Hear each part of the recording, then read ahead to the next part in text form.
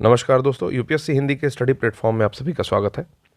तो दोस्तों, हमने यहाँ पर 423 प्रश्नों को सॉल्व कर लिया है। 424वां प्रश्न जो मैंने कल छोड़ा था वहाँ से ही स्टार्ट करते हैं। पहला प्रश्न है कि उपभोक्ता मूल्य सूचकांक सीपीआई के बारे में बात कर रहा है। यहाँ पर दो स्टेटमेंट्स दी हुई हैं कंज्यूमर्स प्राइस इंडेक्स के बारे में।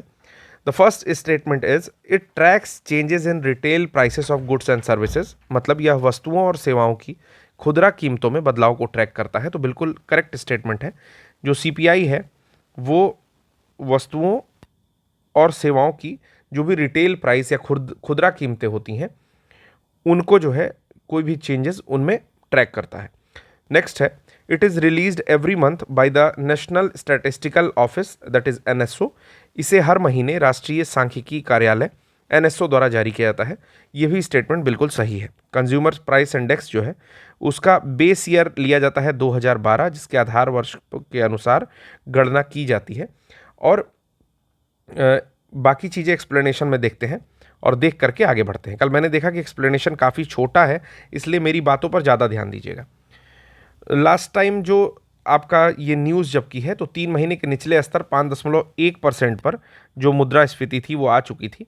खुदरा मुद्रास्फीति यानी कि रिटेल इन्फ्लेशन के बारे में कहा जाता है कि जिस उपभोक्ता मूल्य सूचकांक सीपीआई मुद्रास्फीति के रूप में भी इसे जाना जाता है, परिवर्तन को ट्रैक करती है ये। और वस्तुओं और सेवाओं की खुदरा कीमतें जो परिवार के लिए हम सामान खरीदते हैं दैनिक उपभोग के, वो सीपीआई की गणना वस्तुओं और सेवाओं की एक निश्चित टोकरी के लिए की जाती है।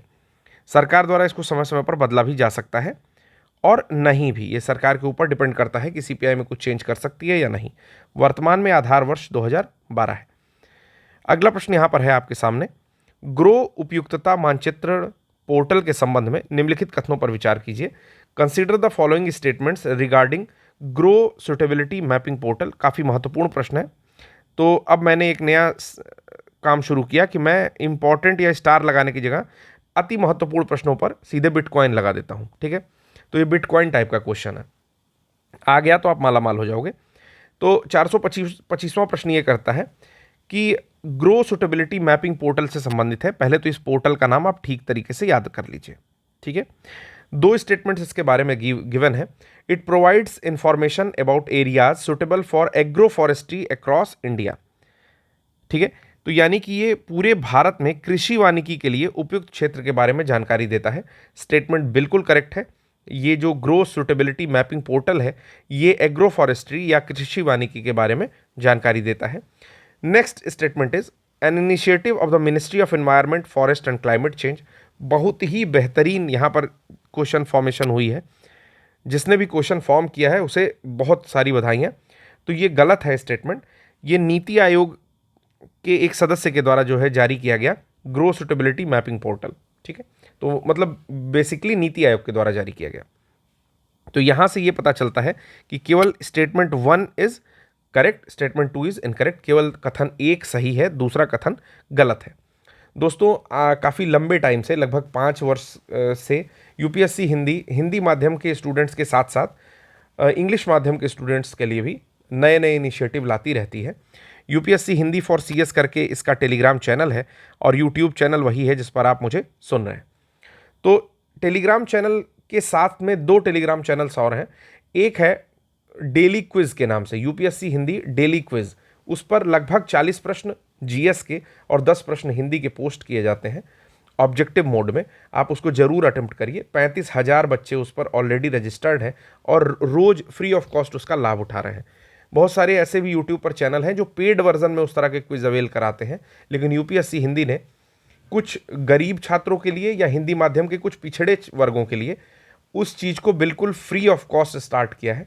उसके साथ साथ 108 दिन का एक प्लान भी स्टार्ट किया है जो कि फोकस करता है यूपी पीसीएस 2024 और उसके साथ में यूपी आरओ 2024 के एग्जामिनेशन के लिए। उसमें भी संबंधित कक्षाएं कल से स्टार्ट हो गई हैं। यूपीएससी हिंदी के जो पेरेंट टेलीग्राम चैनल है जो यहाँ पर लिखा हुआ है दोस्तों, इस पर भी उसकी कक्षाएं पोस्ट की जाती हैं। उसके साथ साथ जो यूट्यूब चैनल है यूपी पीसीएस फॉर हिंदी करके एक नया स्टार्ट हुआ है, यूपी पीसीएस हिंदी, वो अगर सर्च करने से नहीं मिलता है तो टेलीग्राम के थ्रू जाइए और उस क्लासेस को सब्सक्राइब करके देख सकते हैं।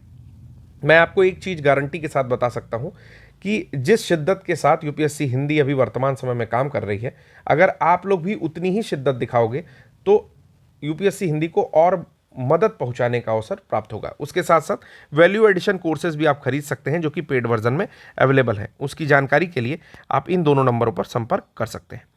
कह रहा है कि ग्रो पोर्टल जो है ये नीति आयोग के एक सदस्य के द्वारा स्टार्ट किया हुआ पोर्टल है। कृषि वानिकी यानी कि ग्रो के साथ बंजर भूमि की हरियाली और बहाली, उपयुक्तता मानचित्रण पोर्टल राज्य और जिला स्तरीय डेटा तक सार्वभौमिक पहुंच की अनुमति देता है।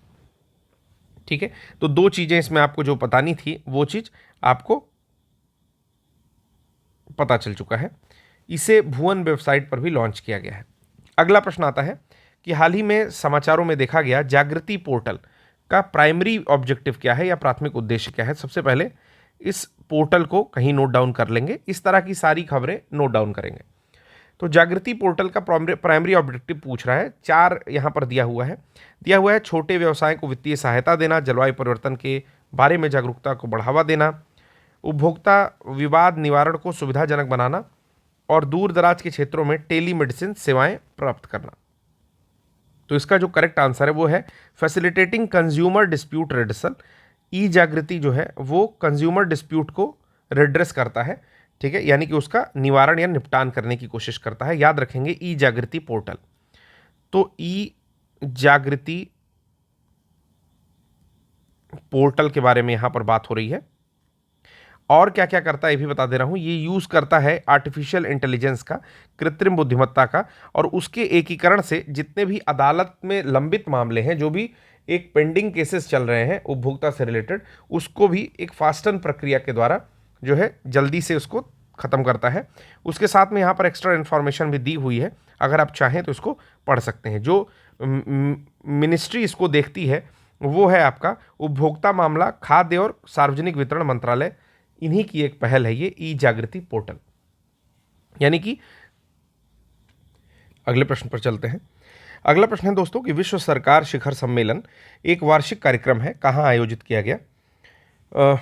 World government summit WGS an annual event held. तो ये आपका किया गया है यूनाइटेड अरब एमिरेट्स में, संयुक्त अरब अमीरात में। 2013 से ये जो है आपका UAE और इंडिया के साथ स्टार्ट हुआ था। उस समय UAE के उपराष्ट्रपति और भारत के प्रधानमंत्री ने इसको स्टार्ट किया था। तो ये शिखर सम्मेलन 2024 में हुआ, जिसमें प्रधानमंत्री जी सम्मानित अतिथि के रूप में भाग लिए। एक वार्षिक वैश्विक सभा है, यानी कि ईयरली कॉन्क्लेव कह सकते हो, जिसमें कि बहुत सारे लोग आते हैं, चर्चा करते हैं वैश्विक मुद्दों पर। और इसकी स्थापना 2013 में मैंने आपको बताया कि UAE के उपराष्ट्रपति और प्रधानमंत्री के नेतृत्व में की गई थी। थीम इस बार की क्या है? To shape the future government, यानी कि भविष्य की सरकारों को आकार देना। भविष्य की सरकारों को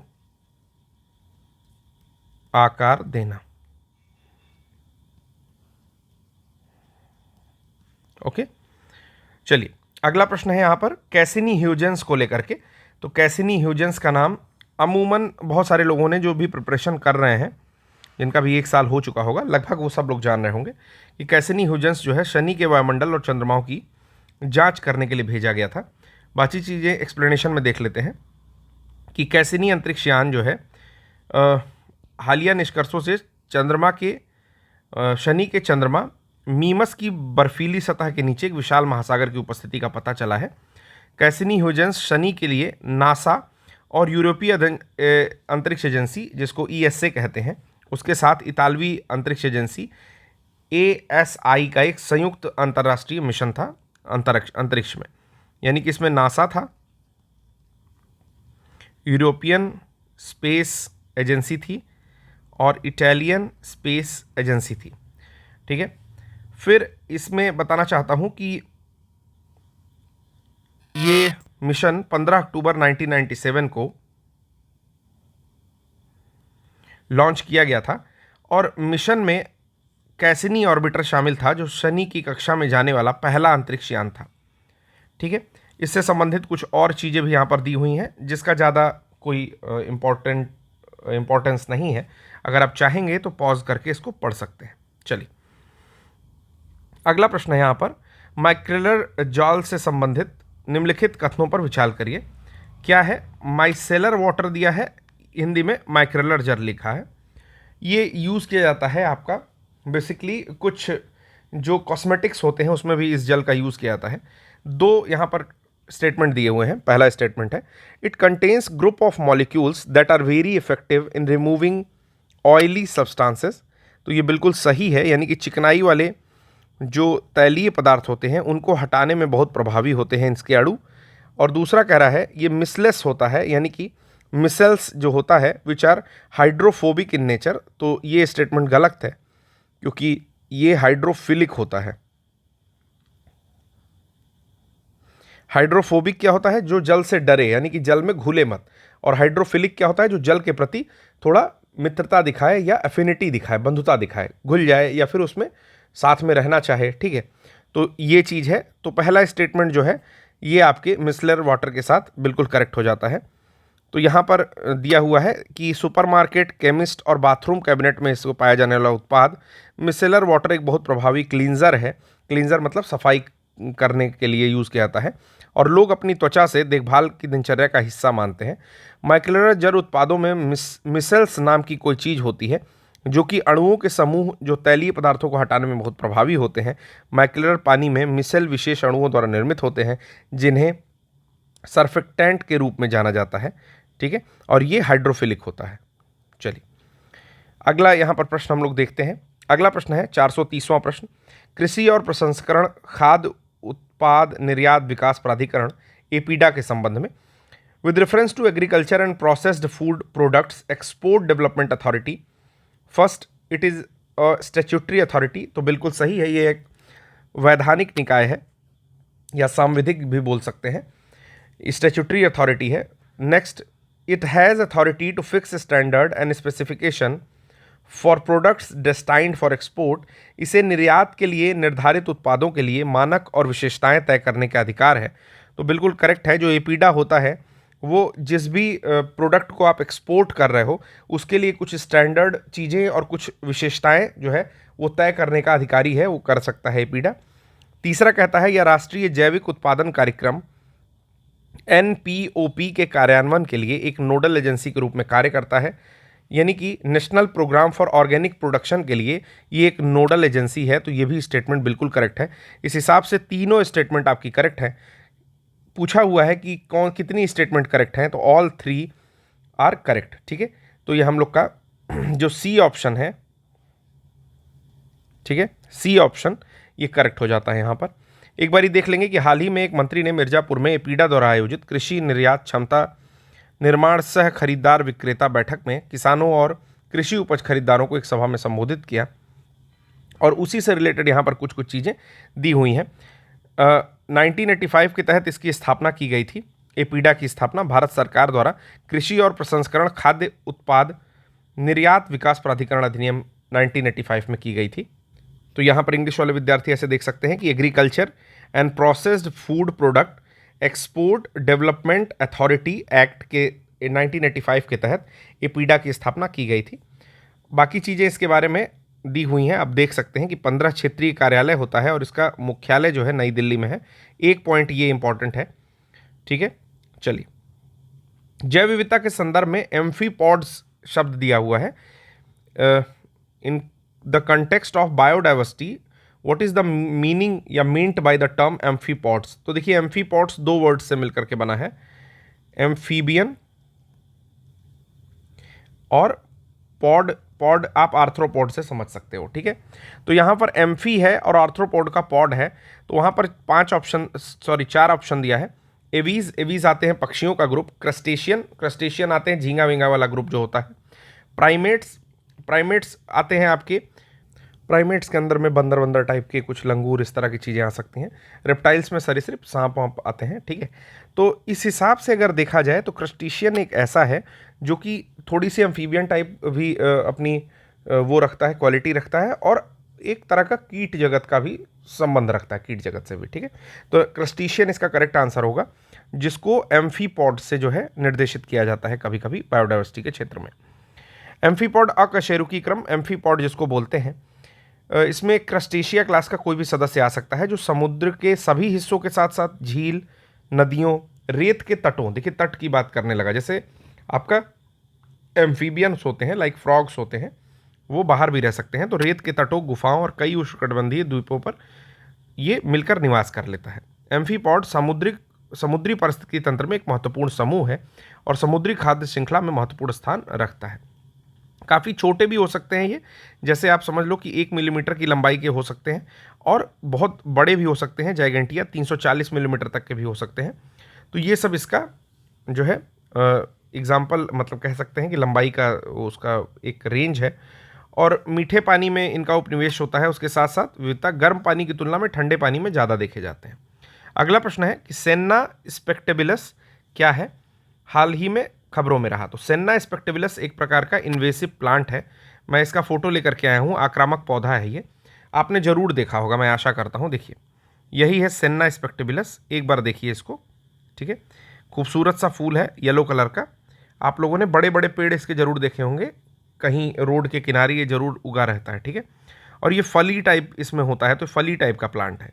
अब देख लिया तो मैं इसको छोटा कर दे रहा हूँ, PDF आपको मिलेगी तो इसका फोटो भी मिल जाएगा। तमिलनाडु के वन विभाग थोड़ा परेशान है क्योंकि वहाँ पर जो सत्यमंगलम टाइगर रिजर्व है, वहाँ की जैव विविधता संरक्षण के लिए खतरा पैदा कर दिया है। सेन्ना स्पेक्टेबिलस जो है ये आक्रामक वृद्धि कर रहा है और वहाँ की जो स्थानीय प्रजातियाँ हैं उनको नुकसान पहुँचा रहा है। और ये पौधा है कहाँ का, तो दक्षिण और मध्य अमेरिका की ये पौधे जो है मूल निवासी है, सजावटी पौधे के रूप में भी उपयोग किया जाता है और IUCN रेड लिस्ट के तहत सबसे कम चिंता का विषय वाला पौधा है, मतलब कहीं भी उग जाता है, कोई चिंता की बात ही नहीं है। ठीक है दोस्तों, तो अब चलते हैं अगले प्रश्न पर। अगला प्रश्न है कनात प्रणाली को लेकर के। तो एक प्रश्न शायद मैंने और सॉल्व कराया है इस पर, व्हाट इज कनात system recently seen in news. तो कनात सिस्टम जो है एंशियंट वाटर सप्लाई सिस्टम है, जल आपूर्ति प्रणाली है एक तरह की, कि जो भी रेगिस्तानी इलाके होते थे, मरुस्थलीय प्रदेश होते थे, वहाँ पर वाटर एक तरह से हार्वेस्ट करने के लिए या स्टोर करने के लिए कनात सिस्टम यूज़ किया जाता था। ठीक है, ये कनात हिंदी में आपको मिल जाएगा, कनात प्रणाली के नाम से मिल जाएगा। ठीक है, देख लेते हैं एक्सप्लेनेशन कि अफ्रीका के कुछ शुष्क क्षेत्रों में न्यूनतम वर्षा के कारण पानी की गंभीर समस्या होती है, तो वहाँ पर भी लोग कनात प्रणाली का उपयोग करते हैं, जो कि जल भृतों से पानी खींचने की एक प्राचीन प्रणाली है। ठीक है, ओमान में इसको फलास कहते हैं, एशिया के कुछ हिस्सों में करेज कहते हैं, उत्तरी अफ्रीका में फोगारा कहते हैं। इतने से ज़्यादा आपको कुछ जानने की ज़रूरत नहीं है। चलिए, हाल ही में समाचारों में देखे गए 4 चपोरी नदी क्षेत्र किससे संबंधित है। तो 4 चपोरी नदी क्षेत्र जो है वो ब्रह्मपुत्रा रिवर से संबंधित है। इसी का नाम आपका 4 चपोरी भी हो जाता है विशेष स्थानों पर। तो 4 चपोरी रिवर क्षेत्र जो है ब्रह्मपुत्र से संबंधित है। उनकी असम के मुख्यमंत्री ने कहा कि उनकी सरकार ब्रह्मपुत्र घाटी की पारिस्थितिकी अखंडता यानी कि इकोसिस्टम की इंटीग्रिटी जो है उसकी रक्षा के लिए अतिक्रमणकारियों से कब्जा वापस लेने के लिए एक मिशन शुरू करेगी। ब्रह्मपुत्र नदी क्षेत्र द्वीपीय, जिसे स्थानीय रूप से 4 चपोरी के नाम से जाना जाता है, वर्ण प्रवासन के अजीब पैटर्न का अनुसरण करते हैं। ठीक है, इनकी ऊपरी धारा में कटाव और निचली धारा में निक्षेपण होता है। मतलब जो ब्रह्मपुत्र की अपर जो स्ट्रीम होगी वहाँ पर वो कटाव करती है, ठीक है, इरोड करती है, और नीचे धारा वाली डिपोजिशन या जमाव करती है, जिसके कारण वे नीचे की ओर पलायन करते हैं और लगभग हर साल बाढ़ के दौरान चार्ज की ज्यामिति और स्थान को प्रभावित करते हैं। बस आपको क्या जानना है कि अभी जो वहाँ के मुख्यमंत्री हैं उन्होंने कहा है कि जो पारिस्थितिकी अखंडता है ब्रह्मपुत्र रिवर की, इकोलॉजिकल इंटीग्रिटी है, उसको हम लोग को बचाना है। 4 चपोरी के नाम से इसको जानते हैं क्षेत्र को।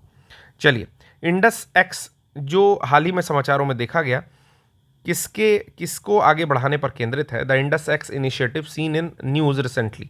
तो जब भी इस तरह का प्रश्न आएगा दोस्तों और आपको ऑप्शन नहीं मालूम है, सबसे पहले हम लोग इसको बाइफर्केट करेंगे। तो IND आपको दिख रहा है, मुझे US भी दिख रहा है, IND के साथ US दिख रहा है, उसके बाद फिर X मतलब एक्सरसाइज दिख रहा है।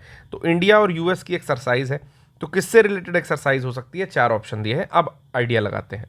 पहला एग्रीकल्चर टेक्नोलॉजी, दूसरा एंटी थेफ्ट मेजर्स, तीसरा है high tech cooperation in defence sector, और चौथा है रीन्यूएबल एनर्जी सॉल्यूशन। ठीक है, तो आप जानते हो कि कभी भी कुछ भी होता है, जैसे मान लीजिए कि इंडिया यूएस का हुआ या इंडिया श्रीलंका का हुआ तो उसको लिखते हैं स्लीनेक्स, स्लीनेक्स, ठीक है ना, स्लीनेक्स। ओके, तो एक्स एक्सरसाइज, एसएल से श्रीलंका, आईएन से इंडिया, मैंने हमेशा इसको तोड़ करके बताया है। तो यहाँ पर भी आप शांति से रक्षा क्षेत्र में उच्च तकनीक सहयोग को टिक कर दीजिए। इंडिया यूएस की एक एक्सरसाइज है जो साथ में मिलकर के ये लोग काम कर रहे हैं, ठीक है। तो यहाँ पर इंडेक्स जो है यही हो जाएगा, सी ऑप्शन सही है।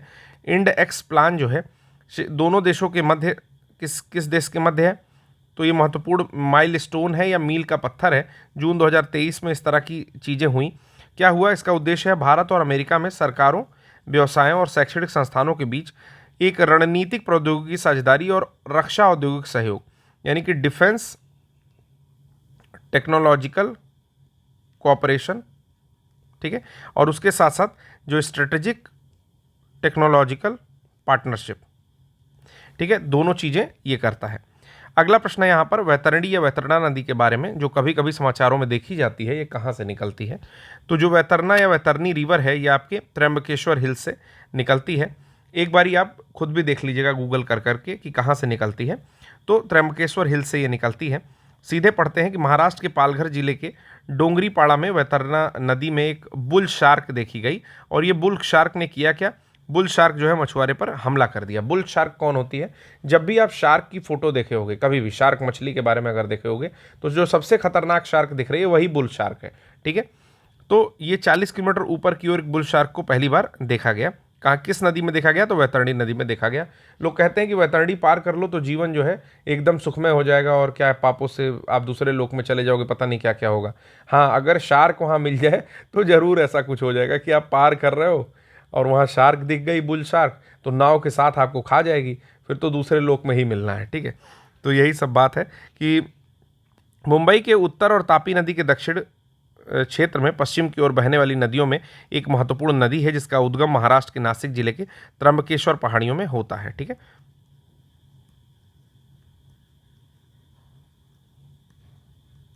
त्र्यंबकेश्वर हिल से निकलती है वैतरणी, वैतरणा नदी, ठीक है। चलिए अगला प्रश्न है यहाँ पर, दंड प्रक्रिया संहिता सीआरपीसी की धारा 91 का प्राथमिक उद्देश्य क्या है। तो जब भी कोई विशेष क्वेश्चन पूछ देता है, जैसे इसमें आपकी धारा से संबंधित एक विशेष क्वेश्चन पूछ दिया कि कौन सा सेक्शन है सीआरपीसी का जो कि 91 को डिफाइन करता है, सेक्शन 91 को डिफाइन करता है कौन सा स्टेटमेंट। तो ऐसे स्टेटमेंट्स अगर आपको पता नहीं है तो बिल्कुल छोड़ करके आना है, उसे लगा करके नहीं आना है। 4 ऑप्शन दिए हुए हैं कि empowering the police to arrest suspect, appointing legal representative for defendants, establishing guideline to witness testimony in court, availability of relevant evidence and materials during legal proceedings to ensure। तो धारा 91 सीआरपीसी की कानूनी कार्यवाही के दौरान प्रासंगिक साक्ष्य और सामग्री की उपलब्धता सुनिश्चित कराता है। जो भी कानूनी कार्यवाही चल रही है उस दौरान आपका कोई भी प्रासंगिक यानी कि जो भी रेलिवेंट एविडेंस है उसको वहाँ पर उपलब्ध कराने का काम करता है, ठीक है। चलिए एक बात और बताना चाहता हूं दोस्तों कि जो मेरा जनवरी का करंट अफेयर्स आ रहा है वो आज ख़त्म हो चुका है। तो उसकी पीडीएफ आपको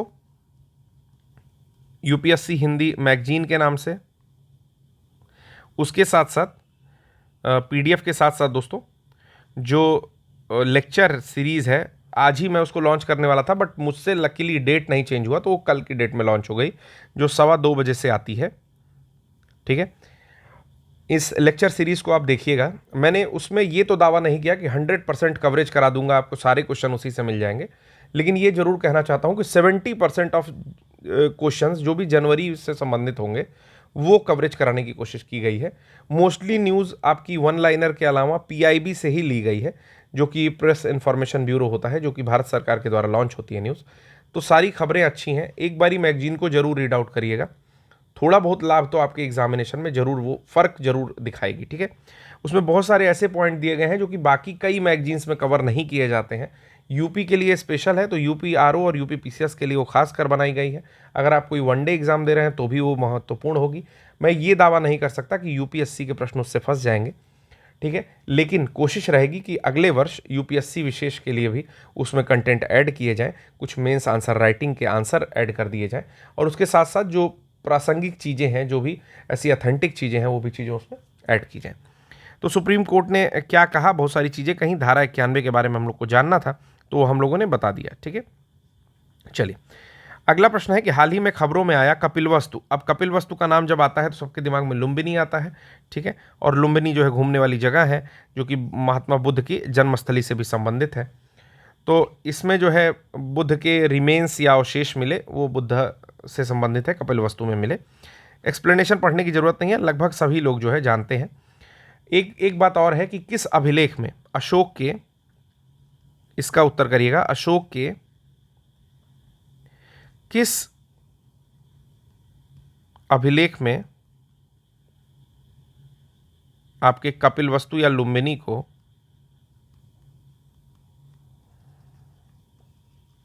टैक्स फ्री किया गया या मिनिमम टैक्स किया गया? ठीक है, किस अभिलेख में ऐसा किया आपके अशोक ने? तो ये आंसर आप करिएगा। कह रहा है कि एक बार पढ़ देता हूँ। राष्ट्रीय संग्रहालय में रखे गए भगवान बुद्ध के 4 अस्थि टुकड़े, जिन्हें कपिलवस्तु अवशेष के रूप में जाना जाता है, 30 वर्षों बाद थाईलैंड ले जाया जाएगा। अवशेषों की खुदाई उत्तर प्रदेश के सिद्धार्थनगर जिले के पिपराहवा से की गई थी, जो प्राचीन शहर कपिलवस्तु का एक हिस्सा था। एक ब्रिटिश औपनिवेशिक इंजीनियर और estate manager William Claxton Pepe ने 1898 में पिपराहवा में स्तूप स्थल का एक खुदा हुआ ताबूत खोजा था।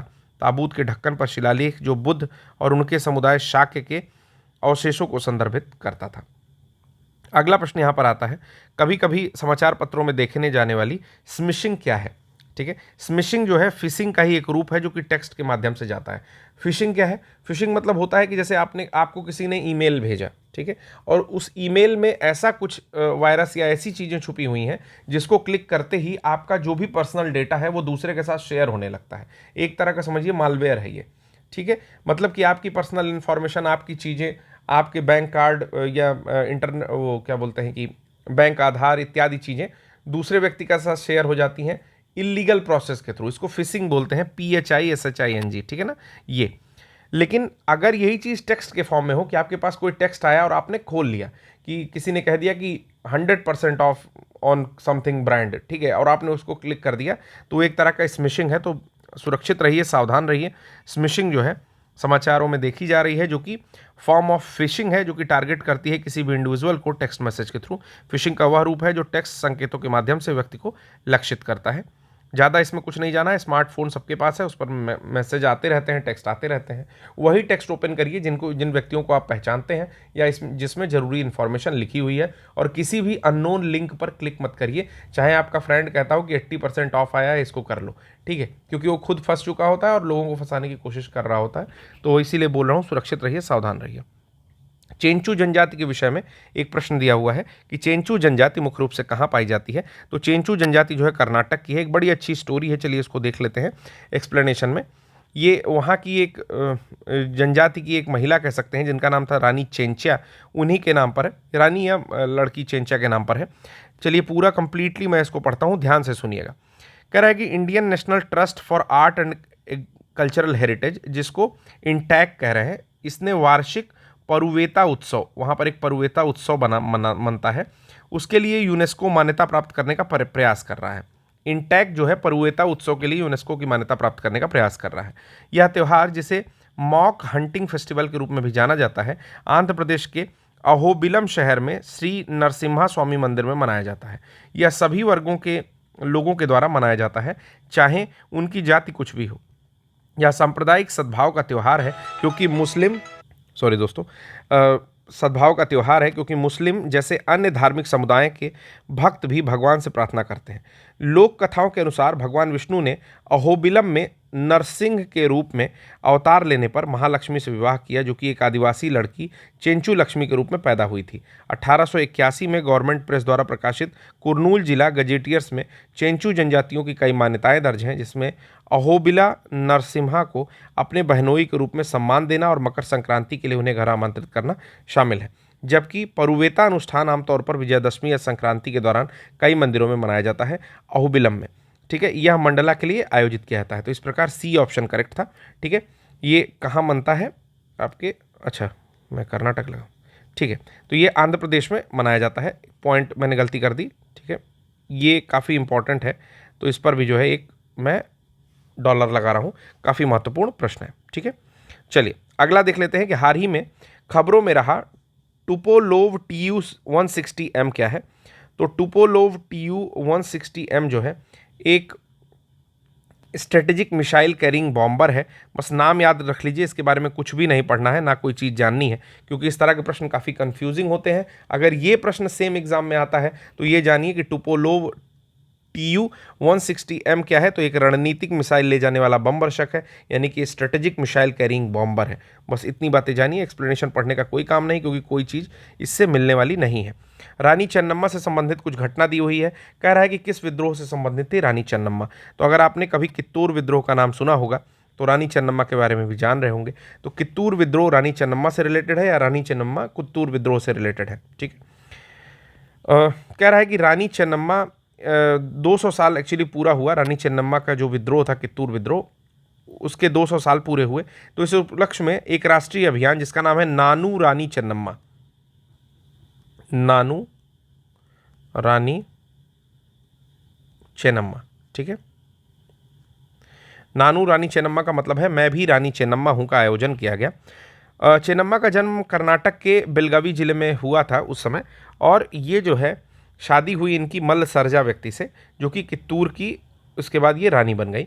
1816 के आसपास जो मल्ल सरजा थे व्यक्ति, उनके पति, उनकी मृत्यु हो गई। उसके बाद उनका बड़ा पुत्र शिवलिंग रुद्र सरजा सिंहासन पर बैठा। हालांकि ब्रिटिश इंडिया कंपनी ने डॉक्ट्रिन ऑफ लैप्स के तहत शिवलिंग गप्पा को राज्य का उत्तराधिकारी के रूप में मान्यता देने से इनकार कर दिया, और फिर होता है कित्तूर विद्रोह, जिसमें रानी चेन्नम्मा जो है बहुत ही वीरता से लड़ती हैं। ठीक है, आइए अगला प्रश्न है, निम्नलिखित में से हाल ही में कौन समाचारों पत्रों में देखे गए निहंग का सबसे अच्छा वर्णन करता है। तो अगर आप निहंग के बारे में जानते होंगे तो सीधे आंसर कर सकते हो। 4 ऑप्शन यहाँ पर दिया हुआ है कि विशिष्ट योद्धा समूह, प्रकार की मार्शल आर्ट, औषधीय अभ्यास और पारंपरिक नृत्य शैली। तो निहंग कौन है? जब भी आप रेलवे स्टेशन पर कभी कभार देखे होंगे, या अगर आप पंजाब गए होंगे, अमृतसर के आसपास गए होंगे तो भी देखे होंगे कि कुछ नीले वस्त्रों में सिख समुदाय अपना दिखाई देता है। तो ये जो नीले वस्त्रों वाले सिख हैं, इन्हें निहंग सिंह या निहंग सिख कहते हैं। ये एक तरह से जो गुरु गोविंद सिंह थे उन्हीं का जो है एक तरह से पारंपरिक समझ लीजिए कि लड़ाका उनके परंपरा में चले आ रहे हैं। ठीक है, तो इन्हें ही निहंग कहते हैं। तो एक प्रकार के विशिष्ट योद्धाओं का समूह कह सकते हैं। ठीक है, उन्हें कभी भी देखोगे तो हमेशा जो है अपनी तलवार वलवार रखते हैं अपने पास में।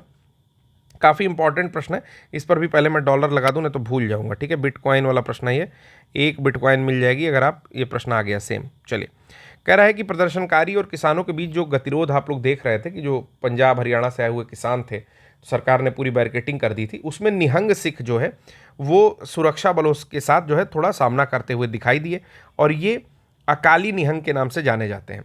ये विशिष्ट सिख समुदाय के भीतर जो है विशिष्ट योद्धा क्रम है, जो अपनी मार्शल आर्ट परंपरा के लिए जाना जाता है, जो कि गतका मार्शल आर्ट करते हैं। क्या करते हैं? गतका मार्शल आर्ट। ठीक है, यहाँ पर लिखा भी हुआ है, और इनका जो समृद्ध इतिहास है वो 10वें सिख गुरु गुरु गोविंद सिंह के समय से ही है। माना जाता है कि प्रथम सिख शासन जो था आपका 1710 से 15 के पतन के बाद, जब मुगल गवर्नर सिखों को मारने लगे और अफगान आक्रमणकारी जैसे अहमद शाह दुर्रानी हैं, उनके हमले के दौरान सिख पंथ की रक्षा के लिए निहंग जो थे वो सामने आए थे। तो निहंगों का काफ़ी प्राचीन इतिहास है, और बहुत ही गुस्सैल स्वभाव के होते हैं निहंग वास्तविकता में। ठीक है, चलिए अगला प्रश्न है यहाँ पर, स्टैचू ऑफ यूनिटी किसके तट पर है? तो काफ़ी आसान सा प्रश्न है। नर्मदा के तट पर स्टैचू ऑफ यूनिटी जो है स्टैब्लिश है, और ये सबसे ऊंचा है। ठीक है, ये चीन के स्प्रिंग टेम्पल बुद्ध की ऊंचाई 100 से कितना अधिक है? 177 फीट अधिक है। टोटल 182 मीटर जो है रखी गई। क्यों रखा गया ऐसा? क्योंकि 182 सीटें हैं गुजरात में विधानसभा की, तो 182 मीटर इसकी ऊंचाई रख दी है। ठीक है, किसका है ये? तो सरदार वल्लभ भाई पटेल, जो कि भारत के लौह पुरुष कहलाते थे, उन्हीं का स्टैचू ऑफ यूनिटी बनाया गया है। अगला प्रश्न है यहाँ पर, निम्नलिखित में से कौन सा हाल ही में समाचारों में देखा गया PSI-FI प्रणाली का सबसे अच्छा वर्णन करता है? तो ये जो है एक तरह का